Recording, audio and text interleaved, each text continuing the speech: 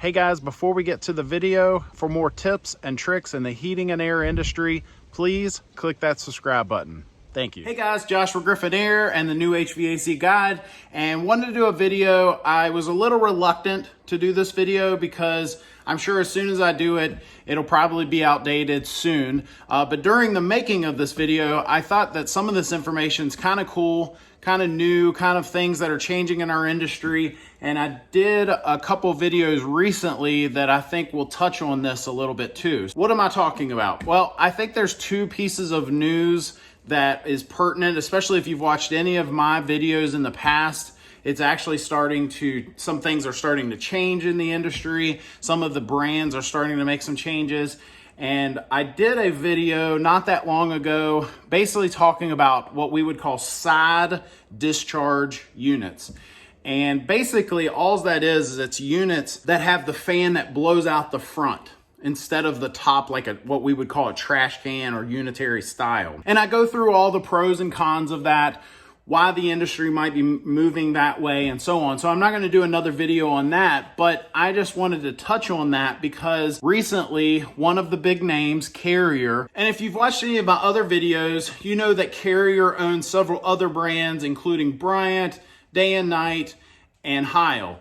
And so I wanted to let you know during the making of this video, Carrier is now starting to make those side discharge units. Of course, you know, Daikin has one, Mitsubishi has one, Trane and American Standard came out with one in the last few years, and now Carrier is starting to push one. I haven't seen some of the other big names make them yet, but I'm sure that's coming.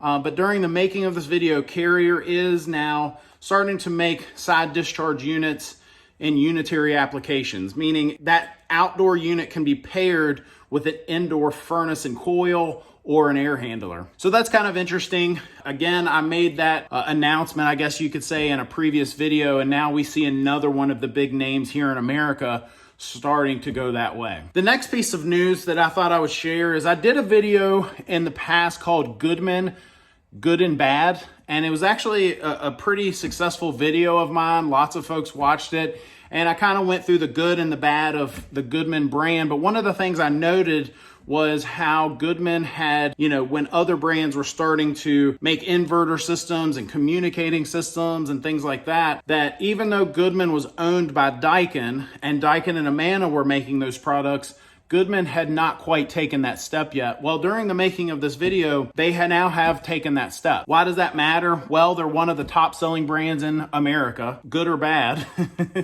And some of their products now are getting some of the high SEER ratings that some of the other brands have hung their hat on for years. So I just thought that was interesting. Goodman, again, if you've watched my other video, you'll know that they're very accessible. A lot of companies that, you know, for example, some of my suppliers will not sell to a homeowner or just somebody off the street that's not licensed to do what we do.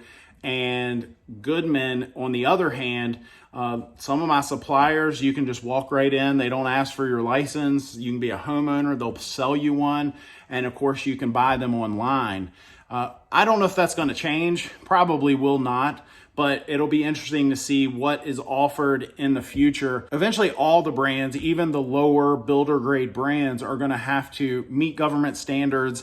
And as time goes on, I'm sure that'll, you know, increase and so on. So I just thought that was interesting. Goodman is now producing, communicating systems. I'm not going to go into all that because, again, I'm sure this video will become outdated really quick. But I'll put a couple links down in the notes of their websites that goes through some of the, you know, the newer products and also their communicating brand that is controlling all of that high SEER equipment. So anyway, check that out, and I hope this video helps. Thank you. The last thing I'll say is if you're in the market for a new heating and air system and you're in Virginia in the Middle Peninsula or the Northern Neck, give Griffin Air a call. We'll give you a free estimate and the best warranty in the area. But if you're not in our coverage area, check out my new website. I've even got a little banner up here, newhvacguide.com.